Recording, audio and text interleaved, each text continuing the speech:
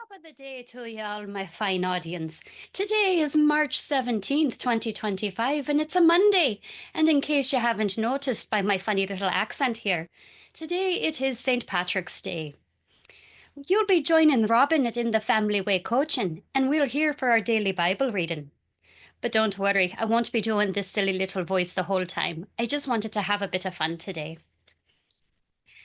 If you are not familiar already, most of you are, we are reading the whole Bible through the Day by Day Kids Bible, which has been written by the dear Karen Henley.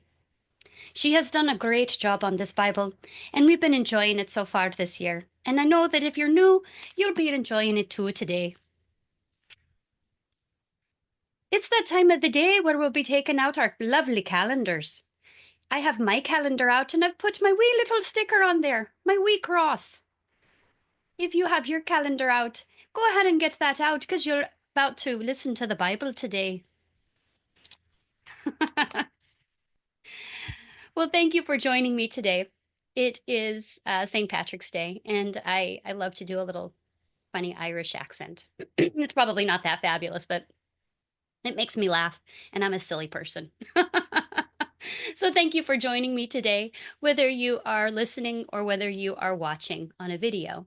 I appreciate your audience here today, and I'm so glad that God has led you to this event. We are reading about David in our daily Bible reading, and yesterday we saw that part of excuse me, God's consequences for David is that his family is going to be forever fighting. There will be fighting in his family. And so far, we've seen that with his son Absalom killing his other son Amnon.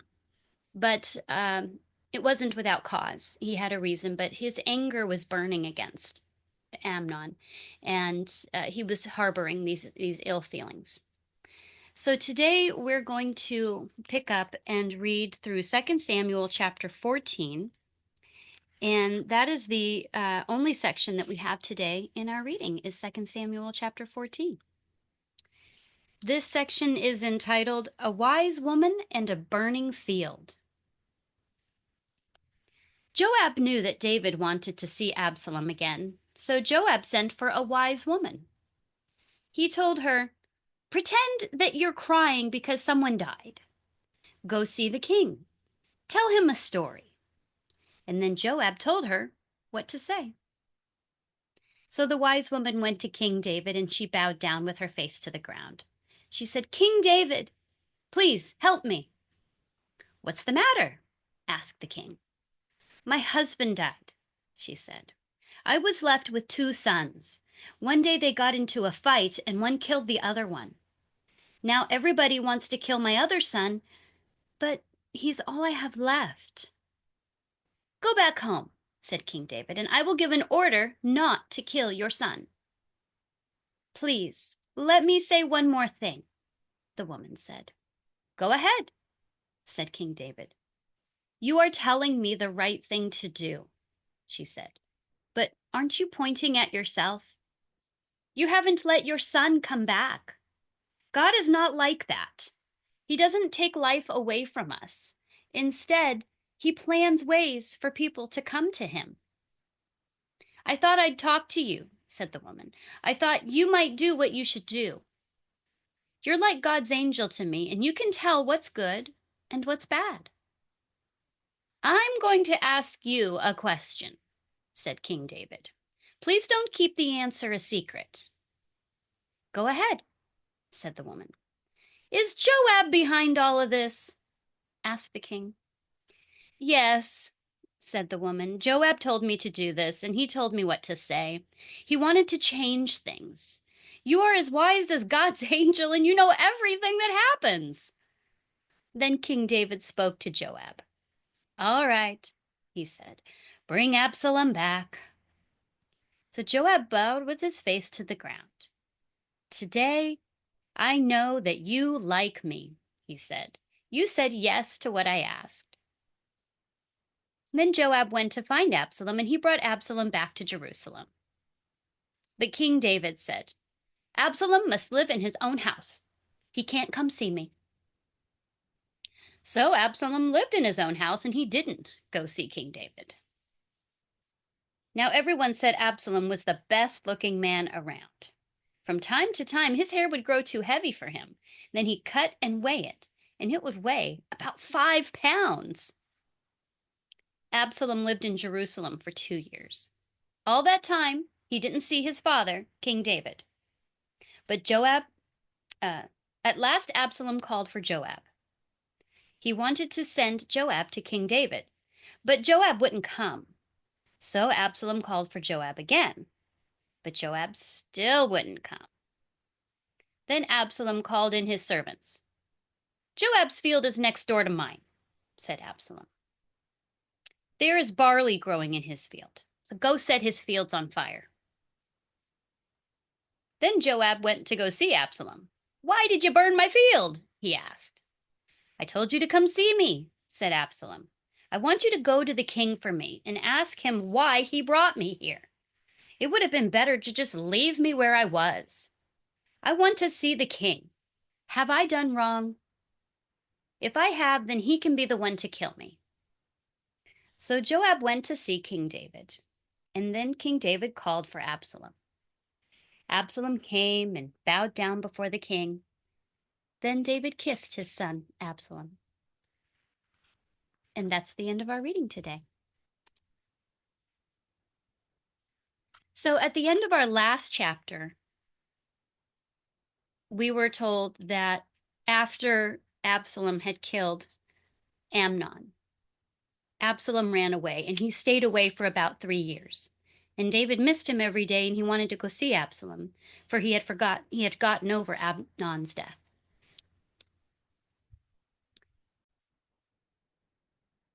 So it doesn't go into detail in our version. We talked a little bit yesterday about why Absalom had killed Amnon. But he wasn't just for removing him so that he could be king or anything like that. It wasn't over a single argument. He was upset over something that Amnon had done to his sister. They had different mothers, but so it would have been like his half sister, because they remember David had like 3 wives. He has 3 wives at this point. So he's living in what is called exile when you are away from the kingdom. He went away, and now we're seeing that King David misses his son, and he has gotten over Amnon's death, but he's not making any move for reconciliation with his son.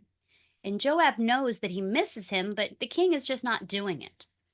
So Joab decides he's going to help the king out, because remember when Nathan came when King David had sinned? King Nathan came, the prophet, and he told David a story about the sheep and the lamb and the poor man and the rich man.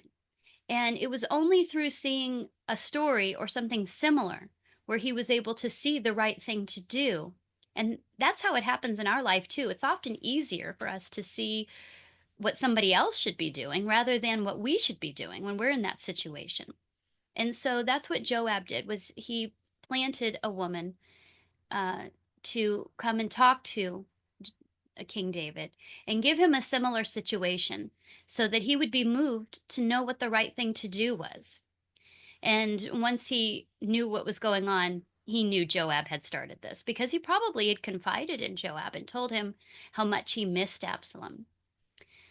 So Joab was making moves for him to try to help him at reconciliation. But then what we see is that although David let him come back into Jerusalem, he didn't let his son see him. So he really had only taken like a first step. He was still keeping his son at what we would call arm's length. He knew where he was, so he knew he was safe, but he still wasn't talking to him. And this can happen in families today too, can't it? I know in my own experience, I actually stepped away from my family, my dad, and I didn't talk to my dad for like 18 years, 15 or 18 years. It wasn't until my daughter was like 7 or 6 or something like that, or 8, something like that. And then I started to reconcile with my dad. But I'll tell you something. My dad sent me a Christmas gift every single year, even though I would have nothing to do with him. He was making effort to have reconciliation with me, and I wasn't doing it. So God really put it upon my heart that this was not okay. So this is my own application where I have shared with you at different times where God has placed things in my path so that you can see how these things play out. So my dad was trying to talk to me, but I wasn't having anything at all to do with him.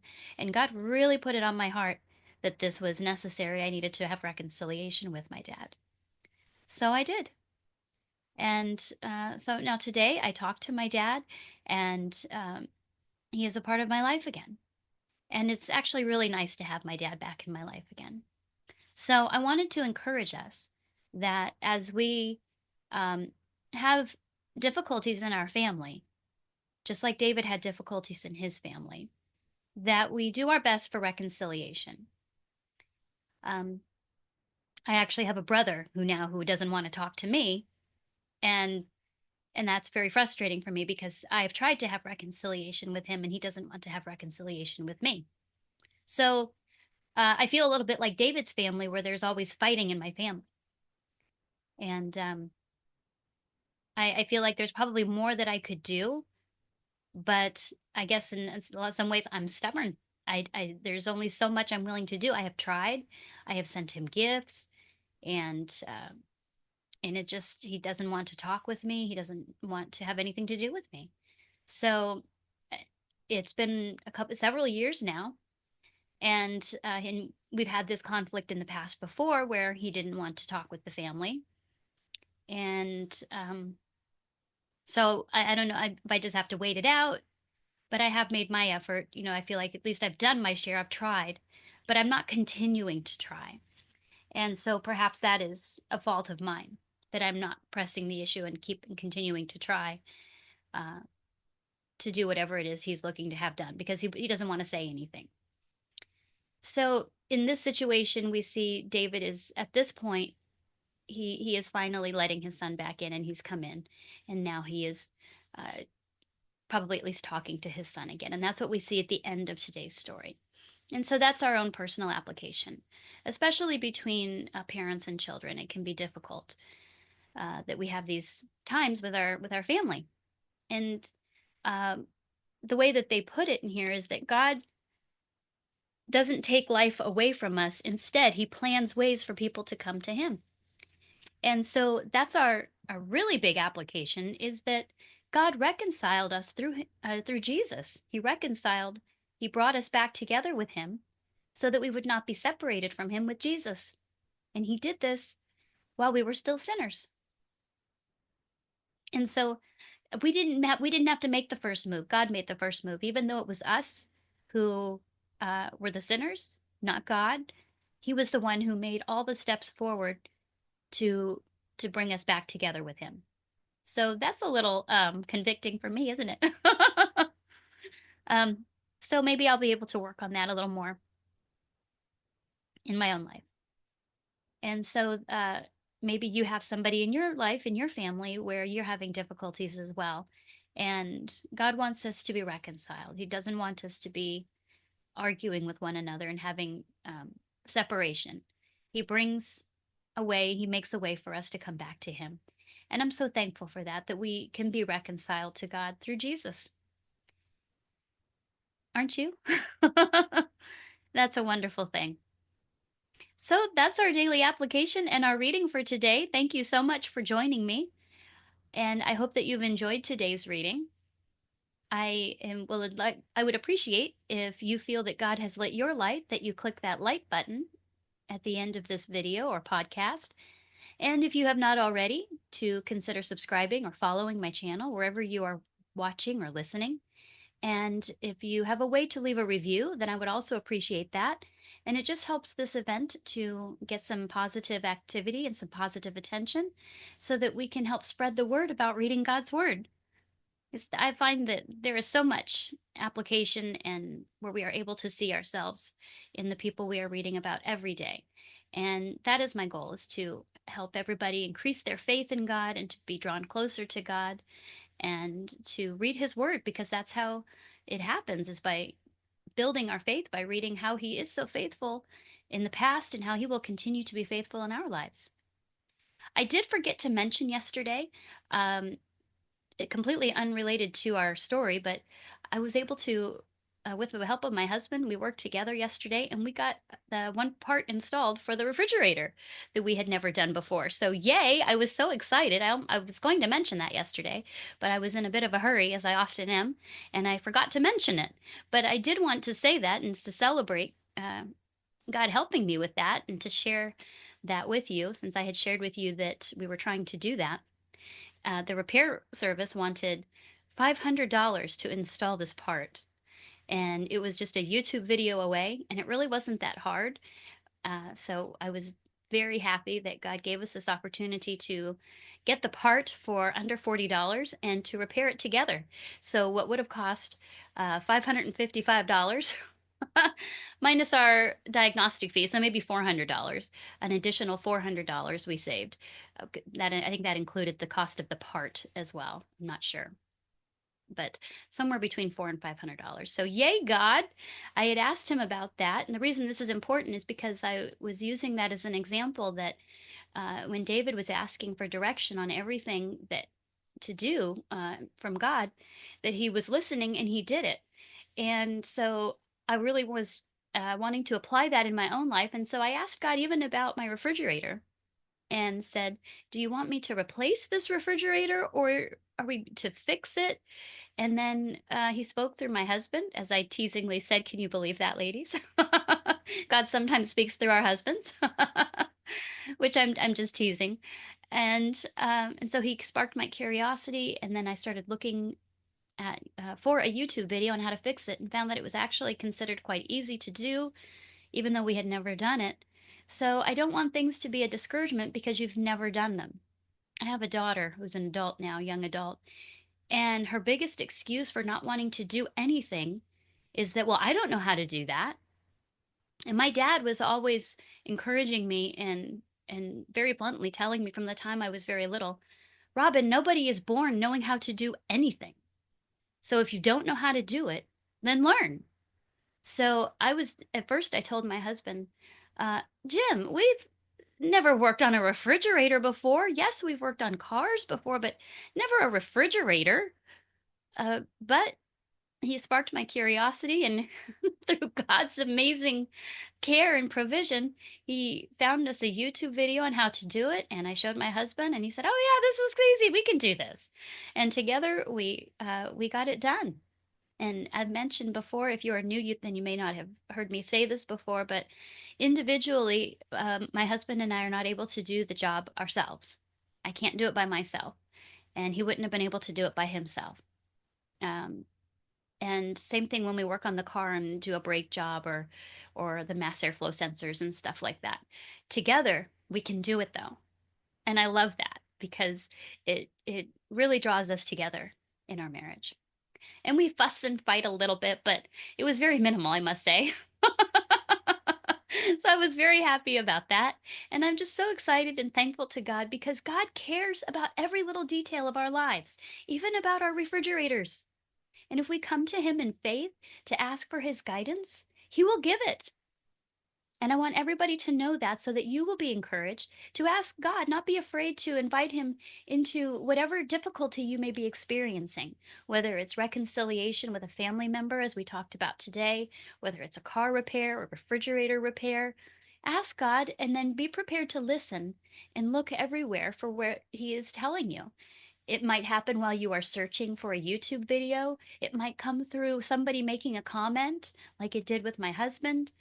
And God is just so great. He will find a way, He makes a way to bring us to Him.